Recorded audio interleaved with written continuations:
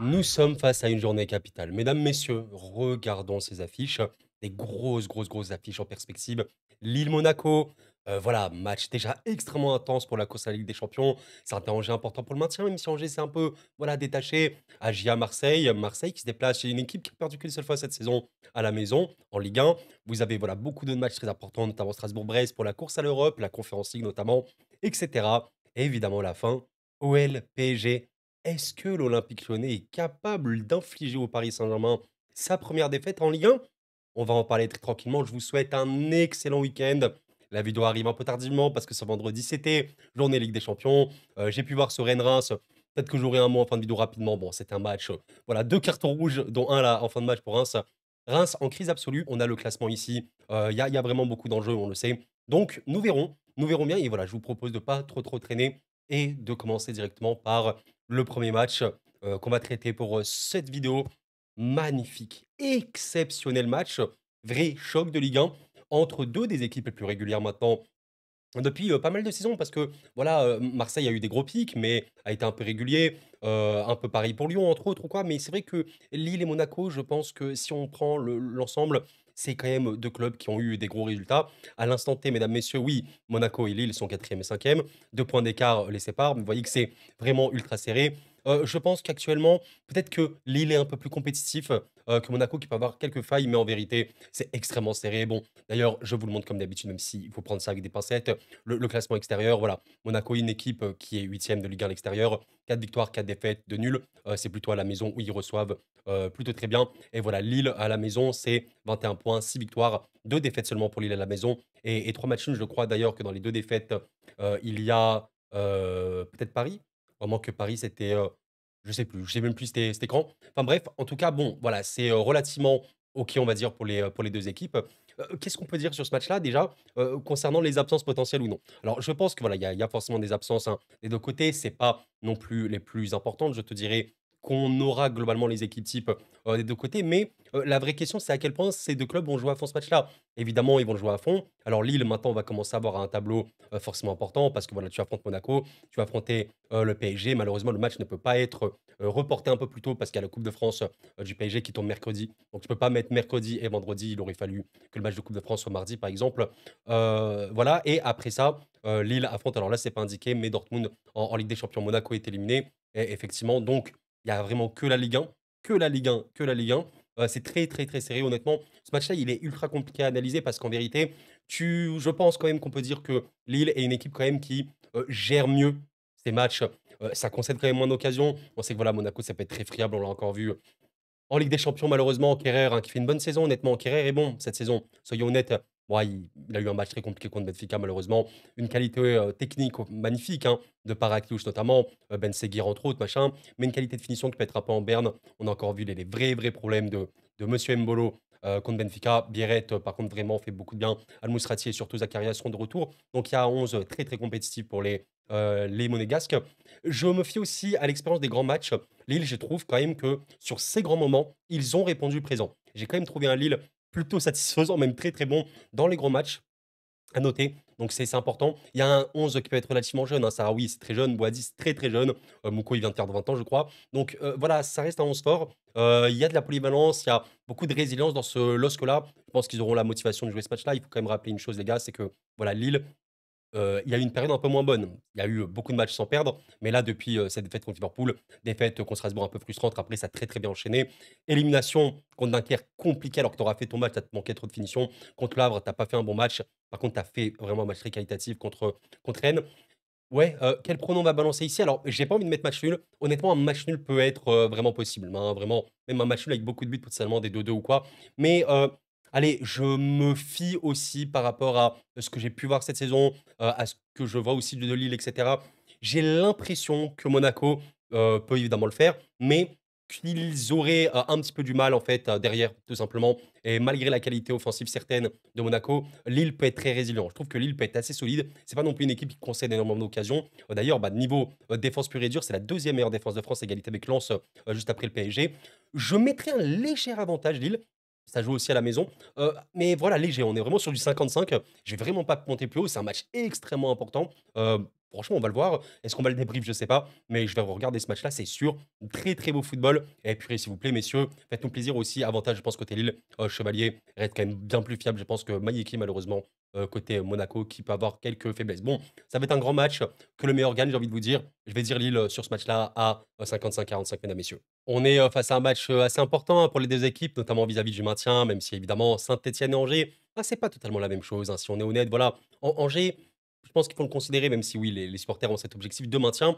Mais aujourd'hui, Angers est quand même meilleur que beaucoup d'équipes de maintien. Sincèrement, Angers, vous voyez, ils sont 12e. Je pense que toutes les équipes en dessous d'Angers sont moins bonnes. Allez, peut-être il y a un débat avec Auxerre, parce que ça peut être vraiment bon quand même si ça n'a pas gagné depuis longtemps. Mais voilà, Angers reste très bon. Malheureusement, ça ne marque pas beaucoup, beaucoup de buts, mais ça peut générer quand même des occasions, et ça, c'est assez cool. Donc voilà, Angers, saint dans une période critique, soyons très clairs. Alors le club, en plus, apparemment, n'est pas le mieux géré, mais pour ça, c'est pas possible. Tu n'as pas de défense. Tu as vraiment un énorme, énorme problème de défense. Voilà, tu as réussi quand même à tenir certains matchs contre Nantes, contre, Auxerre, notamment. Contre le PSG, alors c'est quand même assez flatteur. Je me souviens quand même bien du match. Si vous vous souvenez bien, le PSG a gagné seulement 2-1, c'est vrai, mais, sur le papier, bon, le PSG a largement dominé malgré quelques petits coups, saint-stéphanois qui n'étaient pas du tout mauvais. Et bon, sur le match entier, tu as 8 grosses occasions PSG, c'est énorme. 4 XG, bon, tu peux enlever le penalty, c'est énorme. Avec un peu plus de finition, oui, le PSG peut mettre 4-5. Voilà, donc parfois ça tombe, du bon côté pour saint mais parfois c'est un peu trop et tu le sens, voilà, contre Lille, c'était un peu trop. Ils ont pas été, honteux, honnêtement. Je pense que contre Lille, ils ont eu certaines opportunités, mais encore une fois, saint c'est des opportunités, mais c'est trop fébrile. Bon, contre Marseille, c'était, là, il y avait vraiment beaucoup, beaucoup, beaucoup trop de différence, c'était vraiment, très compliqué. Enfin, tu peux pas, tu n'as pas, j'allais dire une défense de Ligue 1.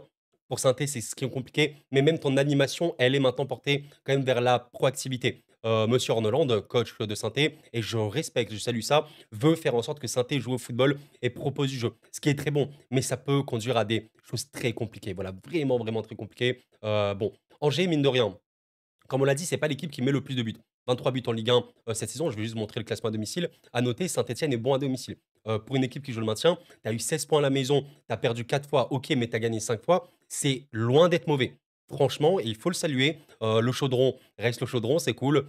Saint-Etienne, c'est recevoir. Mais chose assez dingue, bah, Angers, alors là, c'est vraiment surprenant, mais c'est une des meilleures équipes de Ligue 1 à l'extérieur. Est-ce que vous le saviez? Mais Angers est 7e de Ligue 1. Et c'est fou parce que les rares matchs, je regarde pas tous les matchs d'Angers, mais quand je vois Angers, bah, c'est vrai que ça joue plutôt vraiment bien à l'extérieur. Donc très particulier, assez fou. Mais voilà, Angers, peut vraiment chercher des résultats. Bon, contre Marseille, c'était dur, mais très, très, très bonne, victoire en Coupe de France contre Strasbourg. C'est la Coupe de France, on me dira.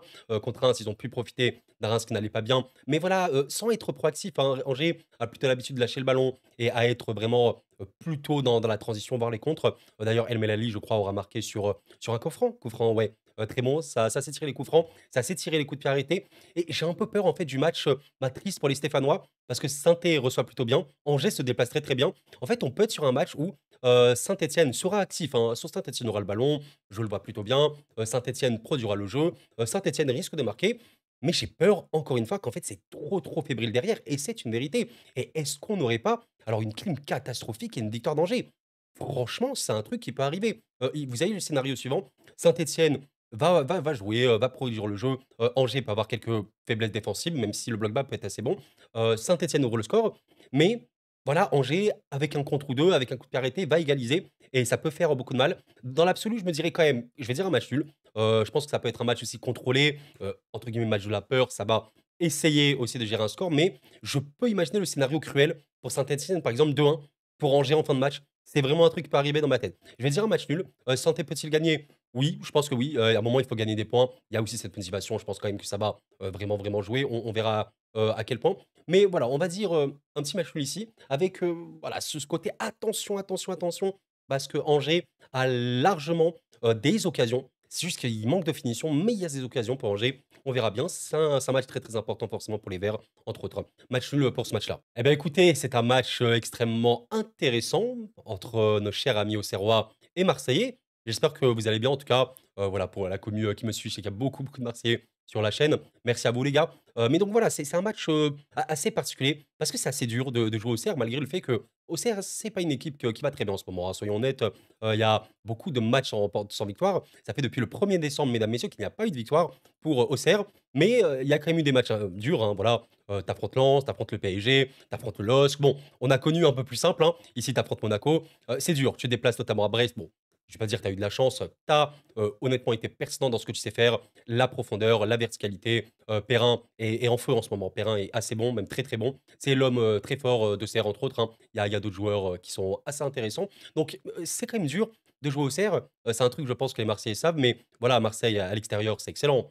Il y a pas de problème là-dessus. Avec Paris, c'est de loin la meilleure équipe de France. Mais, Auxerre reçoit vraiment bien. Vraiment, vraiment bien. Il y a une défaite pour Auxerre cette saison. Bah, c'est très simple, en fait, il y a que le PSG qui fait mieux. Strasbourg et Auxerre ont perdu qu'une seule fois.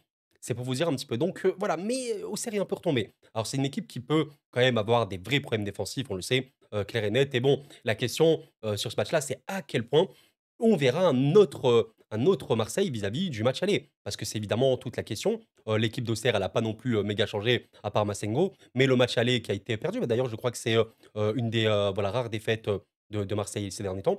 Cette défaite-là pour Marseille, elle était particulière parce que tu as été largement, largement, dans la possession et tout machin. Tu as eu des occasions, tu as manqué un peu de finition aussi, il faut le dire, mais surtout, tu étais trop, trop, trop, passif en fait dans les récupérations et les transitions, d'Auxerre. Perrin te faisait beaucoup de mal, entre des vis-à-vis de ses passes, Yoko dans la profondeur, c'était chaud.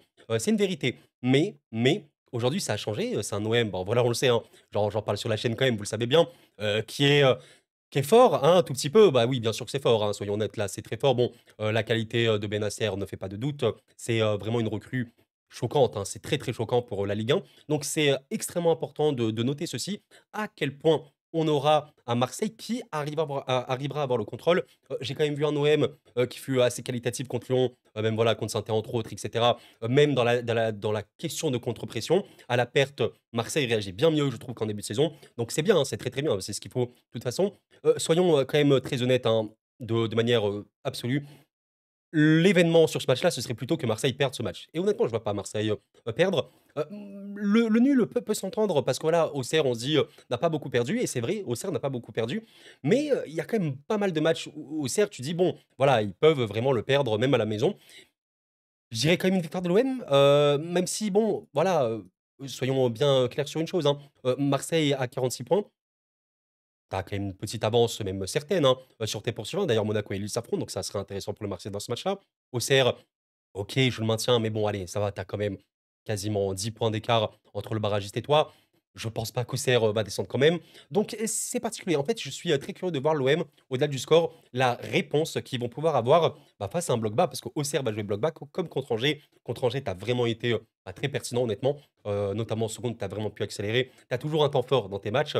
Marseille, dans ses temps forts, est plutôt bon, et à quel point, quand Auxerre récupérera le ballon, est-ce que tu arriveras à les contre-presser suffisamment pour empêcher notamment les contres? Parce qu'Auxerre est très, très bon, dans la verticalité, dans les contres. C'est vraiment comme ça que cette équipe a eu des points. Donc c'est chaud, c'est très chaud et allez, je disais une victoire marseillaise, peut-être un nul au final, parce que allez, si je compare vis-à-vis d'Angers, est-ce que Auxerre contre mieux qu'Angers?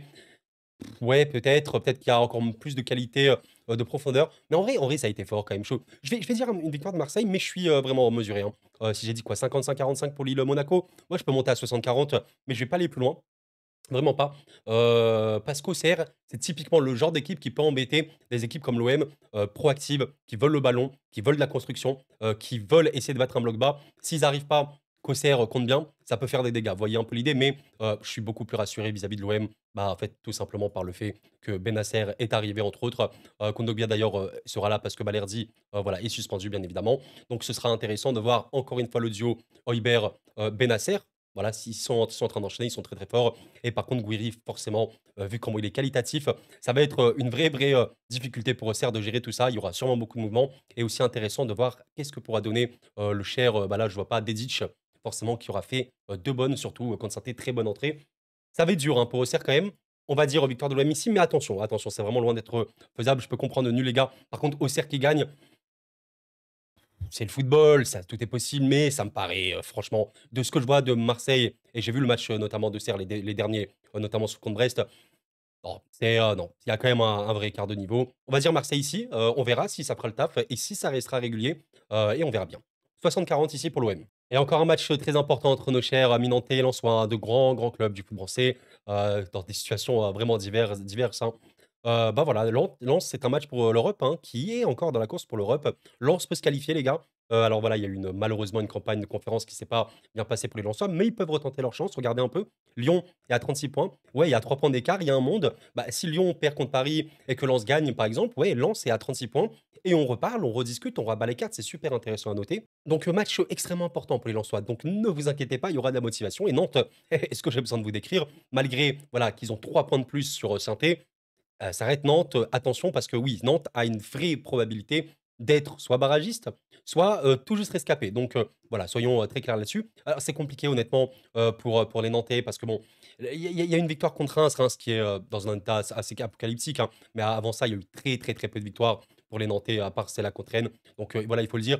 Il y a eu un massacre, hein, voilà, on m'a demandé d'en parler. Je vais en parler un petit peu ici. Un match contre Brest qui fut, on va déjà parler rapidement de ce match-là, compliqué, hein, honnêtement. Voilà, tu sens qu'en fait, cette équipe, elle a une qualité, hein, voilà, Mostafa Mohamed, c'est un très bon, attaquant dans l'absolu. Je pense que Moses Simon, Ablin et cetera, c'est des bons attaquants, mais ça accompagne pas assez. Je pense que derrière, le jeu produit malheureusement n'est pas, coordonné vis-à-vis des joueurs de Nantes. Il y a des vrais bons joueurs de football, je suis désolé, mais l'attaque, globalement, ce n'est pas du tout une mauvaise attaque, mais le jeu de Camboiré, bon, clairement, voilà, plutôt un truc, passif, j'allais te dire, de réaction. Nantes est une équipe de réaction et bon, bah, écoutez, quand tu as un carton rouge très, très tôt dans le match face à une équipe comme Monaco, bah, voulez-vous dire quoi? Ce match-là, il est même pas annoté. En plus, tu ouvres le score, c'est ça qui est terrible. Tu ouvres le score, tu peux potentiellement faire un petit truc et preuve que cette équipe de Nantes a une qualité offensive, j'insiste là-dessus. Même si elle est pas proactive, souvent, elle peut avoir ce truc-là parce qu'il y a des vrais bons passeurs, il y a de la technicité. Ablin, mine de rien, il a un peu de finition, donc c'est cool. Mais c'est derrière, c'est un chaos. Avec le rouge de Koza, bon, faut arrêter le massacre, faut arrêter. Donc là, évidemment, il n'y avait pas de débat. Et là, les Nantais affrontent Lens. Alors, Lens, c'est un des clubs les plus chelous actuellement à analyser en Ligue 1 parce qu'il y avait un bon début de saison malgré beaucoup de matchs nuls. Mais en ce moment, ça peine un peu. Et en fait, tu sens que ouais, les manques de l'équipe sont certains. Ils ont perdu beaucoup de joueurs. Il n'y a pas eu des milliards de grosses recrues, il faut le dire. Là, il y a 2 buts sans marquer. OK.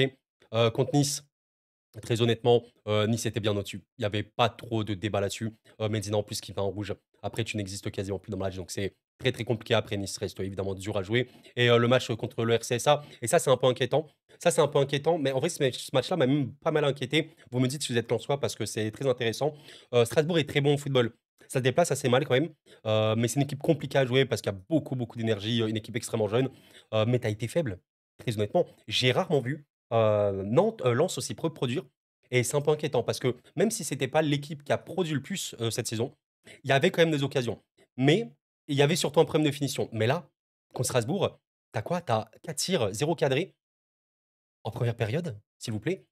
Tu as 3 tirs, 0. Alors OK, tu as eu un carton rouge avec Machado encore une fois, mais waouh, il y avait un gros problème. Alors ouais, il y a des joueurs, on peut toujours se poser la question, est-ce que Fulgini, peut toujours jouer et cetera machin? C'est très compliqué. C'est très compliqué pour les Lensois qui, je pense, ont un problème d'effectif. Là, je regarde l'équipe de Lens, on n'est plus, voilà, sur les Fofana, l'Opendite où là, il y a un effectif qui a un petit peu diminué. Il y a un effectif qui a un peu diminué malgré des talents. Nzola pour moi, voilà, allez, c'est pas le plus grand joueur de l'histoire peut-être, hein, mais il peut marquer, voilà. Il y a aussi des gros, gros jeunes, des grands jeunes, qui peuvent être forts, par exemple, El Ayanaoui. Donc on sait pas. On sait pas pour les Lensois. Le Lensois est peut-être en train de vivre une période un peu de crise, semi-crise, je sais pas. Classement à domicile, les gars, très, très simple. Nantes est une des pires équipes de France à domicile, 2 victoires seulement à la Beaujoire. Très compliqué, très, très compliqué et ça peut être un avantage pour les Lensois qui, honnêtement, n'arrivent pas à Bollaert. Beaucoup de matchs perdus à Bollaert. Par contre, Lens se déplace exceptionnellement bien. C'est assez dingue. Il y a 2 défaites à l'extérieur, mais 5 victoires, 4 nuls pour les Lensois. C'est fou comment Lens se déplace bien et je sais pas si c'est une pression liée à Bollaert en particulier, mais c'est une vérité. Donc qu'est-ce qu'on peut dire? Qu'est-ce qu'on peut dire? En vrai, dans des états de forme que je peux comprendre, moi je mettrais Lens. Je mettrais Lens, tu vois, vainqueur parce que voilà, je vois que c'est une équipe quand même forte, mais je vois pas des trucs positifs sur Lens. Alors est-ce qu'ils sont capables d'avoir sur sursaut d'orgueil, profiter aussi de la situation Nantes qui n'est pas si bonne pour aller gagner là-bas? Peut-être, mais je suis pas confiant. Je suis pas confiant les gars, donc dans l'absolu, oui, Lens est favori, et devrait gagner. Devrait gagner. Ouais, bon, on peut dire que Lens concède pas non plus des milliards d'occasions. Ah, est-ce que Nantes pourrait faire un coup? En vrai, si Nantes gagne, alors Lens est en crise. Pour moi, vraiment, si Nantes gagne, Lens est en crise. Je suis pas rassuré par Nantes, je suis pas rassuré par Lens. Nantes s'est pris une tornade absolue, contre Monaco, ça fait vraiment des dégâts. Non les gars, mais je suis obligé, je suis désolé. Je suis désolé, je sais que voilà, il y en a qui voilà, je suis désolé, je suis aussi, obligé aussi de suivre, ce que je pense. Non, je vois une victoire de Lens parce que, Nantes peut, si vous voulez, avoir ces sursauts-là, ces éclairs-là, notamment offensifs, mais ça reste trop fébrile derrière et je ne peux pas croire, voilà, que Lens, quand même, va faire, autant de matchs, sans produire quelque chose. Donc, je vais dire victoire de Lens, mais je suis tellement pas serein. Oh là là, ce pronostic, il est tellement obscur. On verra, mais, en fait, ce match-là peut se finir 0-0. Vous voyez un peu l'idée? 0-0, pas d'occasion. Non, il faut arrêter. On va dire victoire de Lens, mais j'y crois très, très, je suis vraiment pas confiant. On va dire, 51-49, j'y crois vraiment, peu, parce que je comprends pas ce qui se passe à Lens. J'ai l'impression que c'est un club qui tourne pas bien. Je vous invite évidemment à faire votre ressenti. On verra ce qui va se passer. Assez serré, je te dirais, au vu de ce qu'on a vu. Est-ce que Nantes va rebondir après le chaos contre Monaco? Est-ce que Lens va aussi se réveiller un petit peu? On verra bien, mesdames, messieurs. On va dire 51-49 ici sur le Lens-Nantes. Oui, oui, oui, oui, oui, je sais reconnaître un match important quand j'en voyais. Je sais reconnaître un match ici un peu triste parce que ah là là, c'est pas. Il y a un manque de victoire. Il y a un manque de victoire, mesdames, messieurs, entre des équipes qui ont des arguments. Bon, le Havre est limité, c'est pas un débat, bien sûr. Le Havre, voilà, c'est 18 buts en Ligue 1. C'est chaud. Heu, Toulouse, c'est 23, ça qui est assez dingue. Donc c'est peu de buts, Toulouse, mais Toulouse est évidemment bien plus haut parce que c'est beaucoup, beaucoup plus solide, que le Havre qui, pour le coup, est assez chaotique défensivement. Donc c'est un match, voilà, comme j'ai dit, compliqué parce que les Toulousains, après une période assez faste, hein, où n'ont plus connu la victoire depuis ce match, contre Lens. Ah oui, quand même. Ah ouais, purée, ça remonte un peu. Donc Lens à l'extérieur. Dernière victoire de Toulouse, je crois, en Ligue 1. En Ligue 1, ouais, j'ai bien précisé. Ouais, il y a ah oui, ça date un petit peu, je pensais pas autant. Mais ça fait depuis le 5 janvier qu'ils n'ont plus gagné. Donc un match contre le PSG, bon, comment on peut critiquer, noter ce match-là? On en a parlé, hein, les Toulousains, qui évidemment ont joué bloc bas, c'est assez normal et c'est ce qu'il fallait faire. Il y a eu, quelques petites opportunités. Alors je pense qu'il y a peut-être, ouais, Abouklal qui a raté un moment, je pense, ouais. Il a raté un bon truc. Je sais plus, ouais, grosse chance manquée. Il aura raté peut-être en début de match ou quoi. Oui, bon, voilà, le problème de Toulouse, c'est qu'il y a un manque de finition. On le sait, on le répète tout le temps. Chose peut-être assez positive pour les Toulousains, ça que se déplace, on va dire, allez, plutôt OK. C'est, 3 victoires et 3 nuls à l'extérieur en Ligue 1. C'est quand même à noter. Voilà, Le Havre, c'est un chaos absolu à la maison. Alors là, c'est vraiment l'équipe la plus faible à la maison. Le pire, c'est que tous les matchs, à peu près, que j'ai vus du Havre à la maison, bah, il y avait, très peu de choses honnêtement et ça se prend beaucoup trop de buts donc ouais, pour les Toulousains, c'est le meilleur moment pour se relancer. Maintenant, est-ce que Le Havre peut réussir à faire un truc? Bon, soyons très clairs les gars, Le Havre, ça sent la Ligue 2, ça sent la Ligue 2, mais c'est pas mort. C'est pas mort, regardez, il y a 17 points. Tant qu'il y a des matchs, c'est pas mort. On est vraiment, vraiment pas sur un Le Havre, condamné, un Havre condamné plutôt. On est, voilà, sur un exploit absolument dingue. Le Havre a réussi à battre Lille à la maison. Alors après un match que j'ai trouvé relativement faible, hein, des Lillois, mais bien, bien, très pertinent des Havrais, bien dans la verticalité. Voilà, globalement, c'était bien. Franchement, c'était très, très OK pour les Havrais. C'est un peu le motif d'espoir. Bon, il y a eu un match, contre Nice, beaucoup plus compliqué. Honnêtement, tu pas été honteux, hein, je trouvais un match de Nice, voilà, un peu, je sentais qu'ils étaient en mode, diesel, vraiment très tranquille et j'ai un peu peur de voir un match Le Havre-Toulouse avec Toulouse un peu trop tranquille, léger, alors qu'il faut se donner. C'est là où il faut se donner l'intensité. Au final, Nice, remporte ce match-là, bah, simplement parce qu'il y a plus de qualité, je te dirais, tout court. Ouais, Le Havre, a un problème d'effectif, a un problème de limite, un problème de tout, on va dire. C'est une équipe faible, forcément. C'est une équipe qui peut rester en Ligue 1, mais ça va se jouer à quasiment rien. Ouais, Toulouse, Toulouse-Le Havre, Toulouse-Le Havre, Toulouse-Le Havre, comme ça. Dans l'absolu, c'est le genre de match qui sent vraiment le match nul, très honnêtement, très, très honnêtement. Parce que voilà, c'est, une équipe, de Toulouse qui peut générer, qui a un manque de finition, une équipe du Havre qui cherche à faire de bonnes choses, mais qui est quand même globalement limitée. Ça peut finir en nul, mais bon, ouais, je vais dire une victoire de Toulouse. Je pense que Toulouse va se relancer quand même parce que, globalement, il y a plus de qualité encore une fois. Vous voyez un peu ce qui s'est passé pour le Havre Nice. Nice gagne le match, pas parce que Nice a fait un match choquant, mais simplement parce qu'il y a des meilleurs joueurs. C'est malheureux, mais parfois c'est ça aussi la vérité. Vous me dites un petit peu votre sentiment, mais je dirais au Havrais de ne pas, abandonner. Honnêtement, le Havre n'est pas du tout condamné encore. C'est vraiment, vraiment loin d'être fait, et profiter pour les Havrais d'une situation toulousaine qui n'est pas la meilleure, ça pourrait être bon, ça pourrait être bien, mais il faut vraiment montrer, des choses. Je sais pas trop comment ça bosse. Je sais que voilà, Didier Digard fait vraiment pas l'unanimité. C'est vrai que bon, quand je vois, Le Havre jouer, je sais pas trop, comment ça joue. 0,7 points en moyenne Le Havre pour, Didier Digard. Ouais, c'est très faible. On verra, peut-être un Toulouse qui manque beaucoup de finition et un Havre, allez, qui arrive à avoir un coup de pied arrêté, un but et tu cadenas 1-0, tu gagnes. Pourquoi pas? Je vais quand même dire une victoire de Toulouse ici et on va le mettre à aller à 60-40. Je vais pas monter plus haut parce que voilà, attention quand même, 60-40 ici pour le TFC. Un match, je pense assez déséquilibré malheureusement entre les Niçois et les Montpellierins. Je vais aller relativement vite parce que bon, Nice, voilà, a quand même récupéré, quelques joueurs. Nice est sur, une bonne série. Notons quand même que Le Havre avait eu Le Havre, pardon. Montpellier avait eu un bon début de saison, un bon début d'année, mais c'est un peu retombé. Alors, il y a un gros, gros score contre Lyon, où Lyon a quand même bien surperformé aussi, il faut le dire, mais c'était bien. Bonne finition pour les Lyonnais. Match globalement très moyen en première période. J'ai pas trouvé grand-chose. Des deux côtés, il y a quand même eu un but de Koulibaly qui était à la suite d'une bonne séquence. Par contre, après la seconde période, ça s'est un petit peu éteint pour les Montpellierins. Mais globalement, c'est une équipe relativement limitée contre Strasbourg. Strasbourg, alors de mémoire, est-ce qu'il y a eu, je crois que c'était non, relativement. En fait, c'est ça le problème de Montpellier, c'est qu'il y a toujours moyen de voir Montpellier avoir des occasions, parce que ça reste une équipe qui a une qualité offensive, ok. Savanier reste un vrai, vrai bon passeur, entre autres, mais c'est sombre. Je sais même pas à quel point ce club-là est motivé à avoir des résultats, je ne sais pas. En même temps, il faut réussir. Contre Lens, c'était évidemment très compliqué. T'es dernier de Ligue 1, il faut gagner. Il faut absolument gagner. T'as pas de bol parce que bon, Nice, bon, voilà, c'est très simple, hein.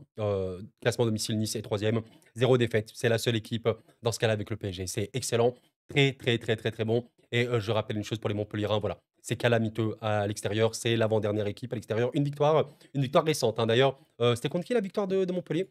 Je sais même plus. C'était contre Toulouse, ok. Contre Toulouse, à noter quand même. Mais bon, Nice reste fort. Il y a eu deux matchs, alors contre Lens, c'était plutôt bon, même très bon contre Lens. Contre le Havre, c'était pas la folie. Je pense que tu étais un peu en mode tranquille, entre guillemets. Tu as réussi à passer au final, tu es troisième de Ligue 1. Tu es bien. Ouais, bon, les gars, honnêtement, bah, je vois quand même Nice le faire. Honnêtement, là, franchement, je serais un peu surpris que Nice le fasse pas. Alors oui, Montpellier peut marquer, machin, mais si Nice est un tout petit peu sérieux quand même, si Nice prend le match sérieusement et qu'ils sont motivés, je pense quand même que Francaise implique une discipline assez importante, notamment en Ligue 1.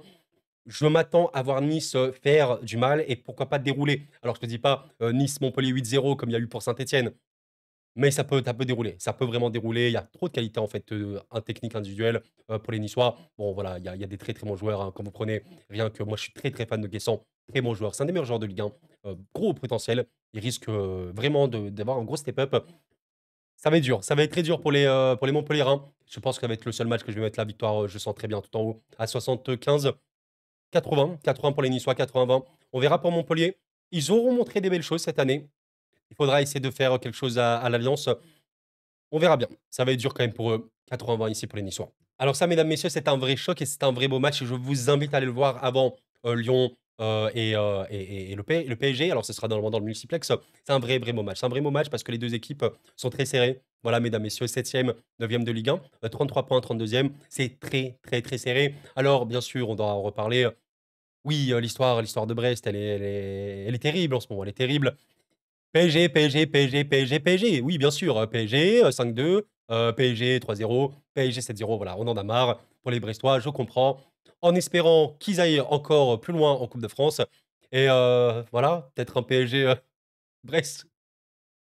Arrêtez avec ça. La paix sur vous les Brestois. Donc bien sûr, voilà, on va pas tirer d'enseignement du tout de genre de match pour Brest, ça, qui aura fait tourner Rick Roy, aura compris là. Il aura fait tourner, évidemment, il y a eu certains titulaires, notamment Chardonnay, entre autres, hein.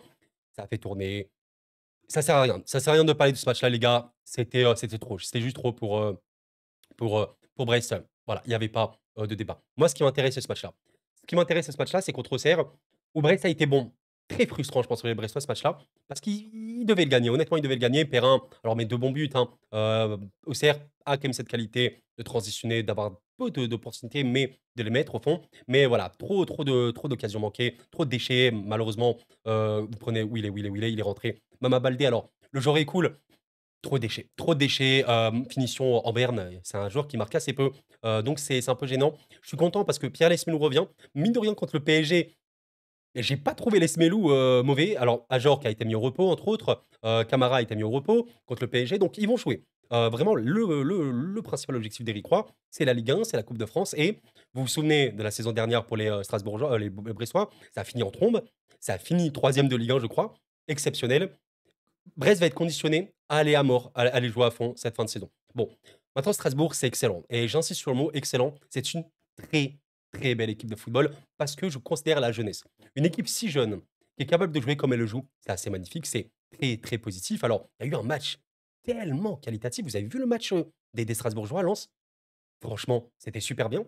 Tu as eu énormément d'opportunités parce que c'est une équipe super, super, verticale. Sur l'ensemble du match, tu as eu 4 grosses occasions. Tu as vraiment eu, tu as mis à mal, Lens. Emega a encore marqué, l'homme en forme, mais il y a trop de qualité. Trop de qualité globalement. Nanasi, il a 22 ans les gars. Emega, il a 22 ans. Enfin, c'est un peu ridicule. André Santos, il a 20 ans. Alors lui, il est irréel. Ça va être dur, hein, vraiment pour les Brestois et là, on verra parce que, entre guillemets, «le match de Ligue des Champions», entre guillemets, le match d'Europe, c'est un peu celui-là pour les Brestois. C'est pas celui contre le PSG où, le PSG est un peu dans un autre monde.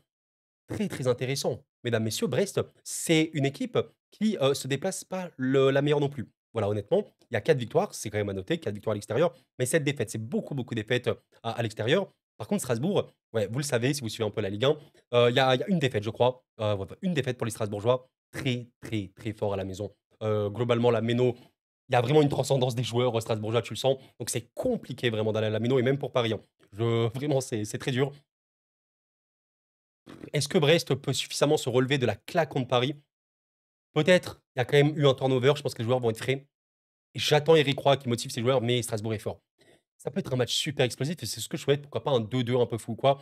Mais là, à l'instant T, ouais, je dirais peut-être Strasbourg encore, hein. Je dirais peut-être Strasbourg parce que, en fait, je m'attends à un Brest qui a peut-être le ballon, qui est un peu proactif et cetera machin. Mais un Strasbourg, voilà, relativement solide, hein, qui a quand même un bon gardien et Brest qui aura beaucoup de mal dans la profondeur. On sait que c'est une équipe qui va avoir un peu de mal là-dessus. Alors il faudrait que Bizotte fasse un bon match, c'est un match super dur, hein. Vraiment, c'est très dur à pronostiquer. Vous me dites un petit peu, match nul, alors Brest n'a pas fait de match nul à l'extérieur. Est-ce que je vois un match nul ici? Ouais, pas vraiment. En vrai, je vois une victoire de Strasbourg. Je vois une victoire de Strasbourg, parce que c'est en forme, c'est quand même en forme. Il y a des résultats même contre des belles équipes et surtout, en fait, je sais pas si, le Brest va pouvoir, arrêter notamment Emega dans la profondeur, entre autres. Il y a quand même des passeurs de fou. Après, peut-être que je suis, un peu biaisé parce que Lesmelou revient quand même bien. En vrai, vous savez quoi? Lesmelou revient vraiment bien. Camara, entre autres et cetera, ont été mis au repos. Ajorc revient. Allez, allez, franchement, je vais dire un match nul, mais serré, vraiment un truc serré. Je suis pas le plus confiant, peut-être un 2-2 un peu fou, mais disons que j'imagine bien Strasbourg gagner ce match-là, par exemple 3-1. Vous voyez, Strasbourg qui gagne 3-1, je suis pas choqué. On verra bien. Par contre, si Strasbourg va l'emporter, alors là, c'est une belle dinguerie. On verra bien. Match énorme. Alors lui, je vais vraiment le voir, c'est sûr. Incroyable. Match nul, on va dire, entre Strasbourg et Brest, mais ouais, j'ai un feeling quand même Strasbourg assez prononcé. Et enfin, mes chers camarades, le match que vous attendiez. Eh oui, eh oui, eh oui. Alors là, on m'a posé des questions. Oh là là là là. Mais Koro, est-ce que Lyon peut le faire? S'il te plaît, Koro, parle-nous de Lyon PSG. J'ai vu vos messages. Je les ai vus. On va en parler, mesdames, messieurs. Installez-vous bien. Lyon PSG, bon, un énorme match de Ligue 1. Est-ce que Lyon est capable de faire tomber le PSG? Alors oui, il y a un peu un épouvantail, bon, Ligue 1 évidemment, mais je n'ai pas besoin de décrire que le PSG en ce moment va bien. Bon, voilà, ça sort d'un 7-0. Oui, ça va bien. Le PSG va bien. Bon, est-ce que Lyon est vraiment capable de le faire? Alors, j'ai envie de vous montrer en plus, quelques petites images, notamment de ce qu'a pu faire Lyon, le PSG entre autres. J'ai envie de vous montrer, quelques petites images, voilà, tranquillement. Je sais pas trop combien cette analyse, va durer, pour ce match-là. Mais, ce que j'ai envie de dire, avant de parler et tout du match et cetera, c'est, de dire une chose, c'est un match de football, donc tout est possible par définition. Dans l'absolu et je vais vous le dire dès maintenant, ce match-là, je vais le pronostiquer comme ça. Voilà. Mais qu'est-ce que ça signifie?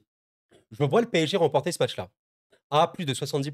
Maintenant, ça ne veut pas dire que le PSG va gagner. Et croyez-moi qu'il y a quand même des vraies raisons pour penser que Lyon peut gagner ce match-là.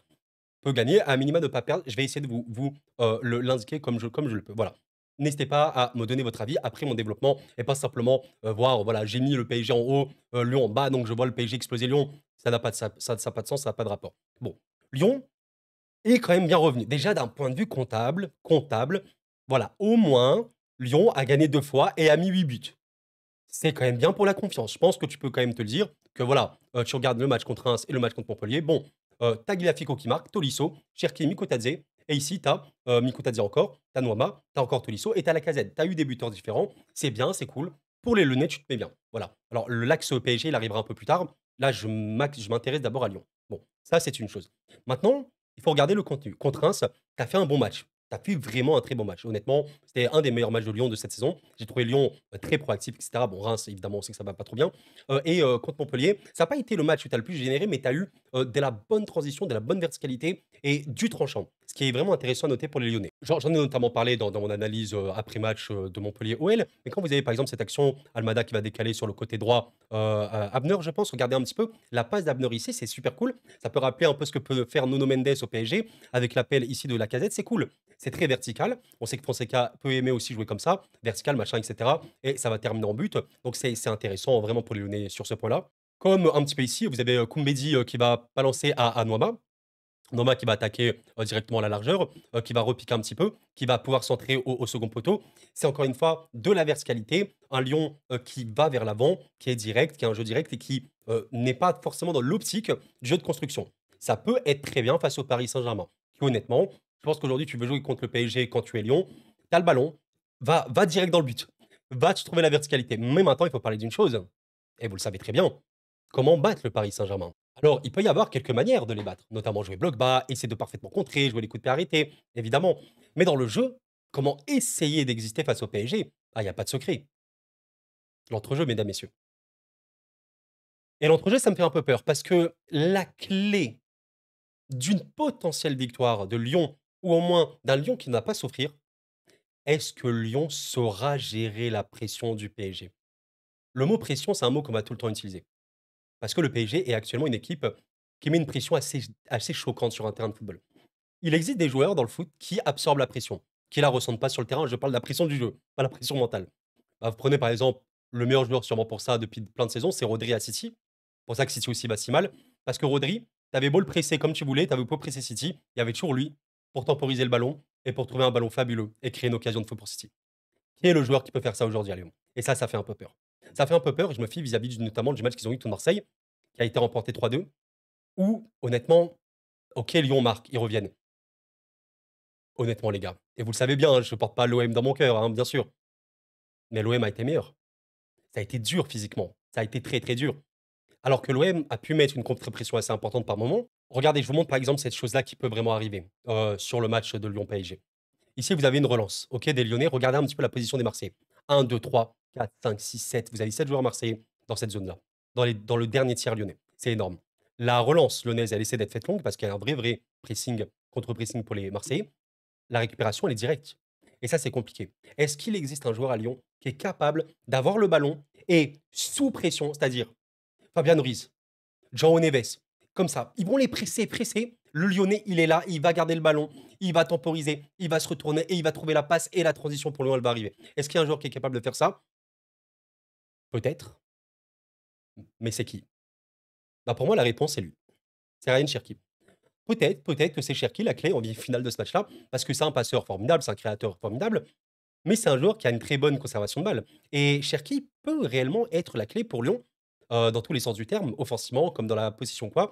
Mais c'est très compliqué. Bien sûr que c'est extrêmement compliqué. Je m'attends à un Lyon qui n'arrive pas. Je m'attends à un Lyon, en fait, qui sera, malgré le fait que ce soit à la maison, acculé, énormément mis en difficulté par tous les décalages parisiens. Il suffit que le PSG, vraiment mette d'intensité comme ils ont l'habitude de le faire en ce moment, ça peut être super dur. Mais si tactiquement, on est sur un Lyon qui arrive quand même à, avoir ce joueur-là qui va pouvoir conserver le ballon et relancer proprement, ça peut le faire. Bon, le PSG, est assez monstrueux en ce moment, hein, il faut le dire, hein, évidemment. Je vais vous montrer ça, supporters lyonnais, si jamais vous n'avez pas trop vu le PSG en ce moment, pour vous indiquer à quel point cette équipe a évolué. On peut notamment parler de mouvements, d'intensité mise, non-stop sur un match jusqu'à la 95e minute. Il y a des retours défensifs, notamment des attaquants, pour vous dire. Ici, vous avez une action, regardez un petit peu le mouvement parisien. Vous avez Désiré Doué qui a le ballon ici. Désiré va trouver, Ly derrière. Ly va transmettre ici à Kvaratskhelia. Mesdames, messieurs, regardez un petit peu ce qui se passe sur cette action. Kvara, Doué, OK, Mayulu, Nuno Mendes, Gonzalo Ramos et Achraf Hakimi. Vous avez 6 joueurs parisiens dans la surface adverse, du gardien. Vous avez la moitié de l'équipe parisienne qui est dans la surface de Brest. Est-ce que vous vous rendez compte de la situation? Donc ça, c'est le PSG aujourd'hui.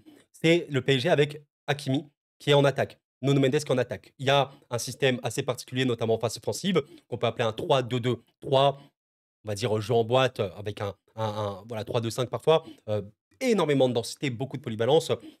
Les défenses adverses ont beaucoup de mal parce qu'il y a trop, trop de permutations. Hakimi, à un moment, il est là, à un moment, il est là, Mendes, il est là, ça tourne tout le temps. Donc tu ne peux rien faire et ouais, oui, ça peut vraiment arriver. Ça peut vraiment arriver pour les Lyonnais. je ne peux pas vous dire quelque chose d'autre vis-à-vis de ça. J'ai même pas besoin de vous parler des classements domicile extérieur parce que ça sert un peu à rien. Voilà, Lyon peut se recevoir assez bien à la maison. OK, voilà, 6 victoires à la maison, 2 défaites seulement. C'est assez cool. Combien de buts marqués? 20 buts marqués à la maison. C'est bien. Oui, le PSG est la meilleure équipe à l'extérieur, mais ça, le classement, c'est juste des indications. C'est pas une analyse ni rien. L'analyse que je peux vous faire de ce match-là, ouais, c'est un Lyon qui, devra mettre l'envie aussi. C'est un Lyon qui doit aussi avoir un problème de motivation par moment. Tu prends par exemple la première période contre Montpellier, ils ouvrent le score très tôt. Ça se relâche un peu. Je m'attends à un Lyon qui donne de l'énergie, qui va vraiment, vraiment être très motivé à affronter le PSG. Un PSG qui va respecter Lyon et qui va jouer le match là. Est-ce que Lyon peut le faire? Bah, c'est le football. Lyon peut le faire. Bah, il suffit que le PSG ait des occasions, bah, qu'ils aient pas de finition cette fois-ci, que Péry fasse un match de fou et Lyon parce que Lyon aura des opportunités, hein. Tu peux pas passer, tout le match de la 0 à la 90e minute, sans que Lyon ait un tir, sans que Lyon ait une possibilité. Non, il faut arrêter. C'est pas possible avec la qualité technique à Lyon, la percussion qu'a Lyon, le dribble qu'a Lyon, de ne pas avoir d'occasion. Non, bien sûr que Lyon aura des occasions. Lyon risque de marquer contre Paris, ça me paraît assez OK. Bon, ouais, Lyon, allez, une petite transition, petite coup de pied arrêté, ça gère plutôt à Lyon. Corner ou je sais pas quoi machin. Le PSG relativement faible là-dessus, tu marques. Après le PSG, bah, a des occasions, mais voilà, beaucoup d'occasions, tu marques pas, bah, tu sais pas. Mais bien sûr que dans l'absolu, oui, oui, les gars, Lyon, va avoir du mal. Ça sera super intéressant d'analyser ce match-là tactiquement parce que Fonseca, moi j'attends, voilà, je suis évidemment supporter parisien, j'attends une victoire de Paris, mais j'attends aussi de voir ce que Fonseca va préparer pour Paris. Et oui, est-ce que on sera sur un truc qu'on voit vraiment beaucoup à Lyon, le 4-2-3-1 classique avec voilà, Tolisso, Matip, Tessman, Tessman plus, Matic, bon, sous pression, je ne suis pas le plus serein. Ou est-ce que voilà, tu vas peut-être un peu plus, mettre Cherki reculé, qui je pense est le joueur qui peut le plus gérer la pression parisienne? Ça va être dur, ça va être dur. Voilà, je vous ai fait un gros, gros, gros développement, je peux pas faire une vidéo encore qui dure 2 heures, mais voilà, c'est très compliqué. PSG quand même, à 70-30, bien sûr, bien sûr, bien sûr et un match avec potentiellement beaucoup de buts, ça peut vraiment partir en vrille. Mais disons que et pour terminer, je dirais ceci, mesdames, messieurs, je ne veux pas voir, et ça de manière définitive, je pense pour les Lyonnais, un match comme ça. Parce que ce match-là, le PSG l'emporte. Lyon, a eu une bonne phase, pendant, ouais, 10 minutes, je pense, où ils ont marqué. OK, passe assez fabuleuse de Cherki, mais Lyon passif. Lyon un peu trop passif et bon, voilà, il y avait, un PSG un peu moins bon aussi qu'actuellement. Lyon un peu passif et non, ça aide vraiment, vraiment pas. On verra bien, ça peut vraiment, vraiment partir en vrille à tout moment. Un Lyon qui essaie pourquoi pas de jouer l'intensité, ça peut être dangereux, mais ça peut aussi leur faire beaucoup de bien. Forcément, si tu joues l'intensité, si tu joues bloc médian, bon, tu peux vraiment prendre des accélérations du PSG, assez dévastatrices. Nous verrons bien, mesdames, messieurs. PSG vainqueur ici à Lyon. À 70-30. On verra bien. Énorme match et on en reparlera bien évidemment. Et avant de terminer la vidéo, petit mot extrêmement rapide, hein, voilà, sur ce petit Rennes-Reims, pense que ça intéresse, j'ai vu le match.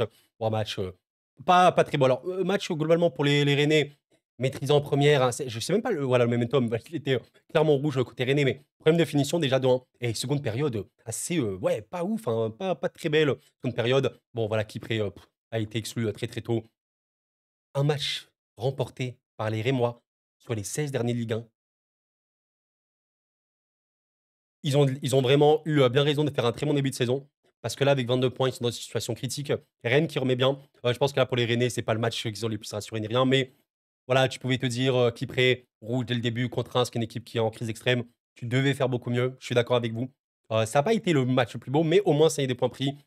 C'est bien pour Rennes. J'ai pas grand-chose à dire de plus. Ce que je peux dire peut-être, ouais, Fofana, allez, je le trouve peut-être un peu mieux, un peu plus en jambes. Mais globalement, ouais, j'ai pas été le plus, voilà, le plus transcendé par ce Rennes-là qui devait vraiment, vraiment, vraiment produire mieux face à un Reims qui a un rouge et surtout de son défenseur. S'il vous plaît, quand même. D'ailleurs, à noter que Hafiz Ibrahim a eu un rouge également en entrant en toute fin de match. Assez dingue pour les Rémois, c'est une catastrophe. Bien pour Rennes, je le rappelle, mesdames, messieurs, Rennes qui voilà, affronte hein, très bientôt une équipe qui sera en Ligue des Champions, qui aura terminé son match aller contre Liverpool. On verra bien le match retour. Mais voilà, ça va être très très intense pour les Rennais. Bref, mesdames, messieurs, la fin de cette vidéo. Merci d'avoir suivi. Prenez soin de vous en tout cas. Excellent week-end. Alors, vidéo très, très, très longue encore une fois. Je prends beaucoup de plaisir à développer tout ça. Je vous invite toujours à écouter ça en podcast, en faisant un truc à côté ou quoi. Tranquillement, on se casse pas la tête. Des matchs, voilà, vraiment des affiches. J'espère que vous avez vraiment transmis ma passion parce qu'il y a vraiment des affiches super importantes. Forcément très curieux sur l'OL PSG. On verra vis-à-vis de tout le reste. Et je vous souhaite une excellente journée, une excellente soirée, excellent week-end. C'était Cro. Et la paix sur vous.